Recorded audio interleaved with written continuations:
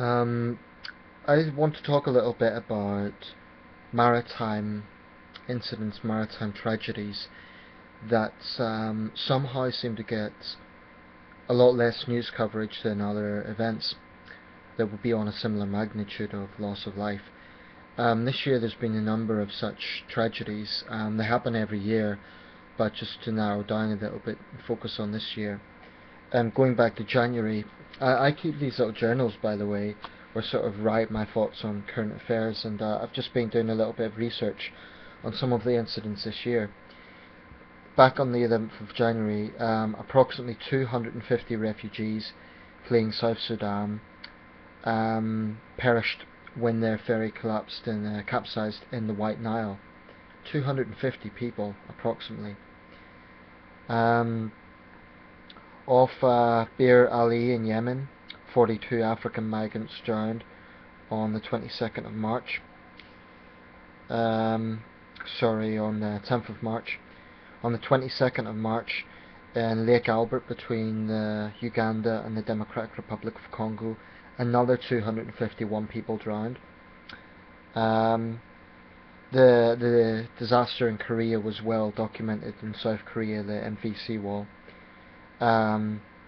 Shortly after that, on the 15th of May, the MV Mirage 4 on the Meghna River in Bangladesh during a storm. About 79 people perished. Shortly after that, a migrant ship off Port Klang in Malaysia, 35 perished. Then a migrant ship off Sicily, presumably that was Lampedusa, 70 missing. And the most recent major event on the 4th of August, a vessel known as the Pinnack 6 sank in the Padma River in Bangladesh. As many as 250 people may have died in that incident.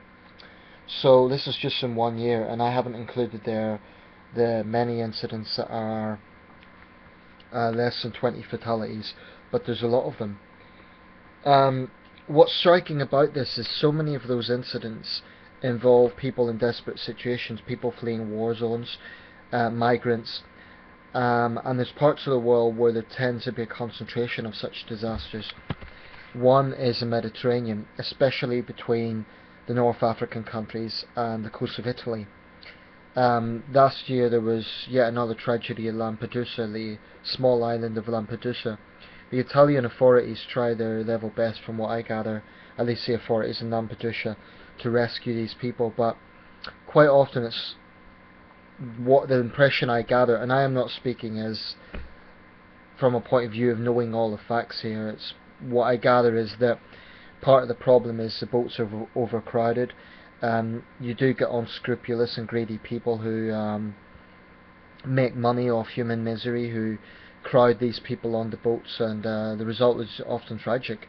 So the Mediterranean is a real hotspot of this. The big accident last year when about 300 migrants drowned, that was the worst, but it wasn't the only one last year. And sadly it happens almost every year. And unless it's on a very big scale, it makes very, very little news. It won't be headline news. In my opinion, I sort of am a bit sentimental. I take the view that human life should make headline news pro rata. So if there's a disaster whereby 300 people lose their lives, that should be headline news. Now, the cost of Concordia was tragic because people lost their lives, and like I say, human life is human life. But that was complete news for a long time because it was a luxury liner. It was historic because it was the largest vessel ever to sink, and because of the circumstances. But to put things in context, 32 people perished.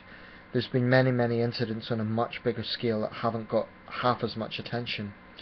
And I think, had that been 32 African migrants, the sad reality is it would not have got as much media attention. Another hotspot for this is the waterways between Australia and Indonesia. That's another area where there's been a lot of tragedies. I believe the last one was at Christmas Island. And the Australian government and the Indonesian government have both come under a lot of pressure to try and amend the situation. I just think it's tragic that there is that is the way things are. That there is a debate about who's going to handle it, when we're talking about human lives here, I mean, that should be the number one concern, should be a humanitarian concern. It shouldn't be about illegal immigrants, it should be a humanitarian concern for the fact that people are dying here. And it really makes me angry when some ignorant people only seem to care about, oh well, they're illegal, they might be stealing our jobs, rather than the fact these are desperate people who are risking their lives to go to these measures. Of course I want a controlled immigration system, but we have to be human beings and recognise that these people are being driven to extremes to do this. Often they're fleeing war or persecution, and they are really risking life. So when I see reactionary sort of right-wing opinions about immigrants, and I believe there is a legitimate debate about immigration, but I think when these sort of tragedies happen, people need to be humane and compassionate, because the people who are on these boats, they're not terrorists, they're not criminals, they're just desperate people trying to get a better life. And if you were in their shoes, you would be doing exactly the same thing. I defy anyone to say that they wouldn't. So I just wanted to make this video for a short sort of reflection on these disasters. It's not about any specific disaster, although the last one, like I said, was in Bangladesh. That's 2 major incidents in that country this year alone. And the numbers are very high. I mean, 4 incidents this year have over 200 possible fatalities. Like I say, very often the boats are very overcrowded, there's no documentation, and every year there's promises that the situation will improve, but it seems to happen every year.